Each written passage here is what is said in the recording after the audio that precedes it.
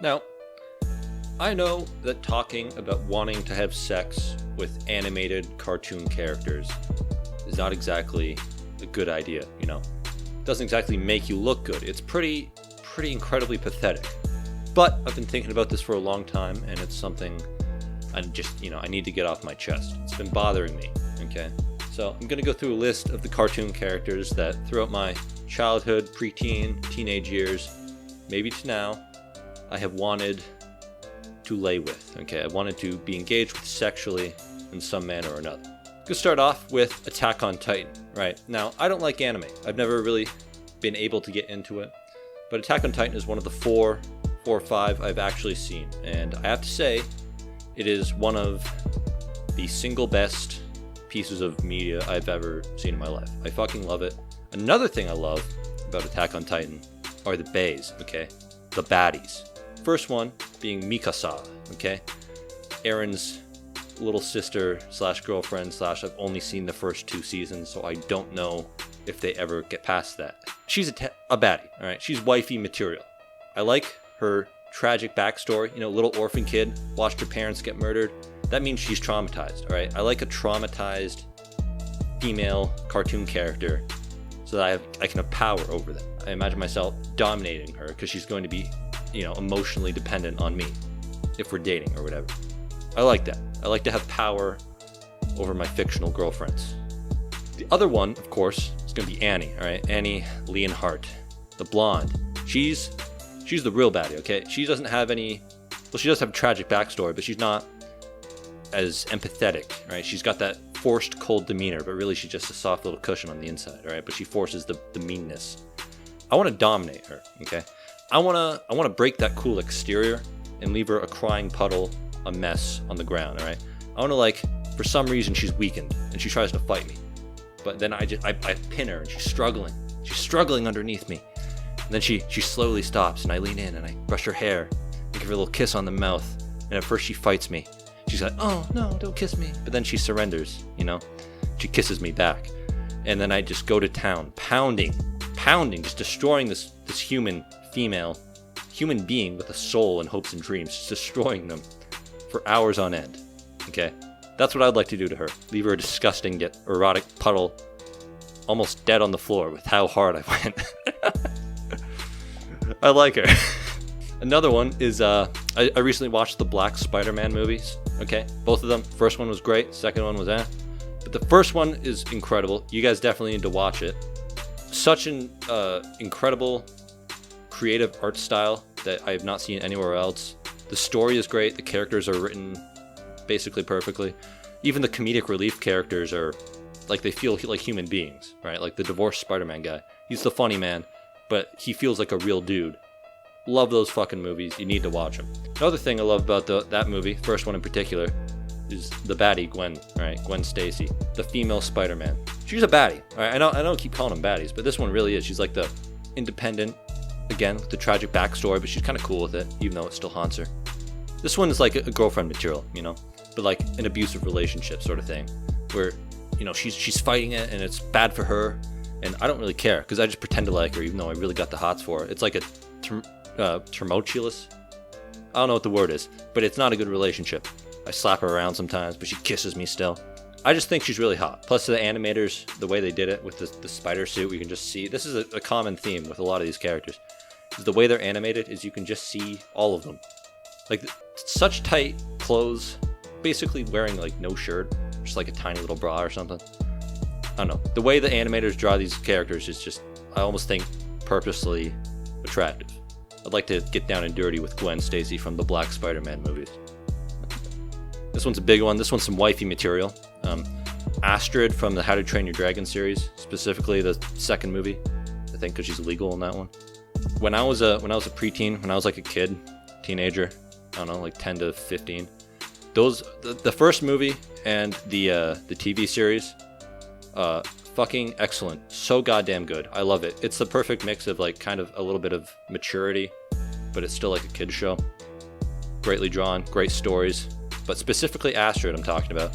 I always had a wifey material vibe from her. I don't know. I was in love with her. I'm mildly ashamed to admit when I was a child. Personality, baddie, hot, blonde hair, which is always nice sometimes. I like black hair, but, you know, blonde is fine too. She's wifey material. I wouldn't abuse Astrid from How to Train Your Dragon. I wouldn't. I'd be kind to that one, because it's nice, you know. That's not my, at least that's how I've thought about it in my head, or used to. We got Elsa and Anna from Frozen. I despise Frozen movies. I hate both of them. They're terrible. But my sister was really into it when they came out all those years ago. And, you know, I've watched the first one a few times. And I gotta say, there's nothing really deep about this. I mean, again, the tragic backstory. I always like a tragic backstory in my fictional girlfriends. That helps. But they're just kind of hot, how they're animated. I don't know. Nice eyes. They're very thin. And, like, not just waist, which is nice. But they're just, like, they look thin to me. I don't know. They're pretty. I would like to do a sister thing. I'd like to try and force a threesome with them. Make them do things to each other that they would never in a million years dream of doing. But because I'm there, they feel like they have to. It's because of the implication, alright? I'm there. They're looking at each other. I just told them to, you know, make out. They're related. They don't want to. But I didn't say they have to, but they feel like they have to. So they do. It's not too deep with them. I just thought they were kind of hot. And, you know, there's Star Wars, the Clone Wars.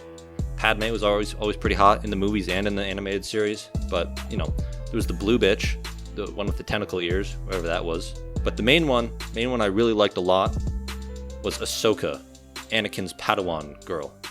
I don't know what it was, dude. Again, I was watching this when I was like 12, and I could not watch one of those episodes without just getting a rocket in my pants, dude. Fucking, I don't know. Again, how they're drawn, tight pants always. She doesn't even wear a shirt in half the episode. She's just like wearing this tiny little bra thing that you could barely call a bra. Always found it super hot. Still do. That's wifey material too. I wouldn't be mean to her, you know. I feel like that's tomboy girlfriend type of thing, you know. Kind of a little brat, always biting for my attention. I don't really give it to her, but we're kind of friends, but we also fuck sometimes. That's how I imagine that. Then, you know, Daphne and Velma from ScoobyDoo, which, again, let me go on a little rant here. Some of the ScoobyDoo runs that they've had have been some of the best television for teenagers, preteens, even kids, ever. I'm thinking specifically of Mystery Inc. That goddamn run of ScoobyDoo is some of the best kids show you can ever watch. It's like, it gets dark, but never too dark, but it does leave this, like, I don't know, haunting feeling like something bigger's going on and you don't know what it is. Fucking love Scooby-Doo, specifically Mystery Inc., but like the movies, the original series, they were all great too. And Velma and Daphne. Hot. Again, this one doesn't get too deep. I never was imagining myself with a life with these ones. But they're hot depending on the series. In some series, they're more hot than others. But again, I would like to watch them kiss each other. Then you got, you know, Lara Croft from the Tomb Raider games. Again, that's not really a cartoon, but I'm just going to count it. I'm just going to roll with it anyway. She's British, right? Now, I know the British get a lot of flack. There's a stereotype that British women are ugly. And I would say on average, your average British woman is less attractive than your average, say, Italian, Ukrainian, Spanish, right? But, when you get a good British woman, it's unbeatable, dude. Like, a 10 out of 10 British is better than a 10 out of 10 Ukrainian, Spanish, Latina, doesn't matter. 10 out of 10 British is perfect. And that's what I envision Lara Croft to be, alright? This is another wifey material. I'm not gonna domestically abuse her like I would, say, Annie, right, from Attack on Titan. No. I want to have a relationship with this one. We're gonna, like, go on adventures together. We're gonna rob tombs, kill natives. Like, that's what we're gonna do, and it's gonna be awesome. Plus, I mean, obviously, hot as hell. Dracula's daughter from Hotel Transylvania. I gotta talk about this one just a little bit. So she's, it's been so long since I've seen these movies, right? I forget, like, if she was born, if she's an ancient vampire. I forget how that works, but I'm just gonna imagine that she's legal. That's not what weirds me out about this, right? What weirds me out is that she lives in a castle in fucking Transylvania with her ancient vampire dad, yet somehow has, like, a spandex bodysuit that she just wears all the time. Fucking explain that to me, dude. Why can't I see this vampire, like, hot, literally this is a goth GF, like a hot vampire goth GF who's wearing a skin-tight latex bodysuit all the time, and I'm supposed to watch that as like a 10-year-old and not get hard? Like, come on, dude. I don't know, I just swear to God, you can see every part of her body in every scene, and I was watching that and getting real uncomfortable when I was a kid. Although, I will have to say, I would like to punish this one too. This isn't wifey material. This isn't really girlfriend material. This is like, I go to the Dracula castle, right? Dracula's off doing whatever, killing villagers. I get in there. I'm like hunting for him, but he's not there, right? But what is there is his hot teenage, legal teenage daughter, okay? And I get in there, and she wakes up, and she's like, oh, what are you? Who are you, mister? Oh, don't hurt me, or whatever. And then I say, oh, I'm not gonna hurt you. And she says, oh, what are you gonna do to me? What are you gonna do? I said, oh no, it depends on how you act, right? And then, we get to fucking, I start making out with her cold, hot lips. Her hot, cold lips. Her cold lips, all right? I start kissing her on the mouth. Then she says, oh, what's that? Why is it so hot? And then she starts sucking my little wiener, But she does more than just suck it, right? She makes me soft in 2 ways. She sucks me dry in 2 ways. Because she's going to suck me, make me splurge everywhere, but she's also going to suck the blood out of my cock, right? Accidentally turning me into a vampire. So now I got vampirism, and I'm pissed. Like, yeah, we've just been making love for hours on end, but you're still a vampire, right? So in my heat of rage, I take my steak and I go, wha-bam! All right? I kill her, and she dies with my hot cum all in her mouth.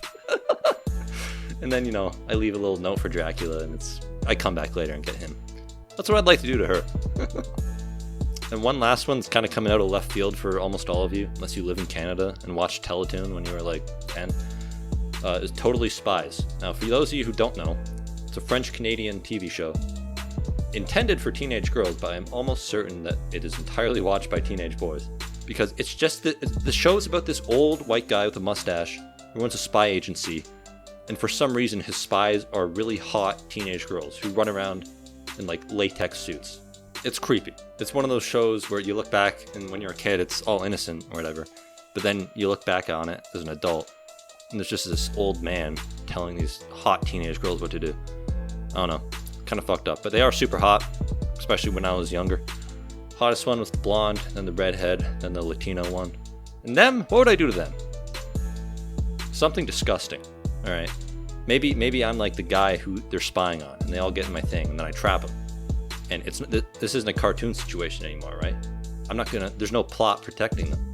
So they're trapped. They can't get out. They got no plot armor. So what I do is I tie them all up, start holding them down, and just go to town. I make the other two watch, and I like rotate it out for a few hours.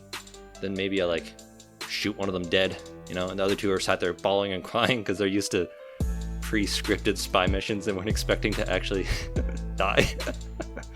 And then I make the other two make love over their friend's dead body, and then I kill them both, and I get off on that. Maybe that's what I'd do.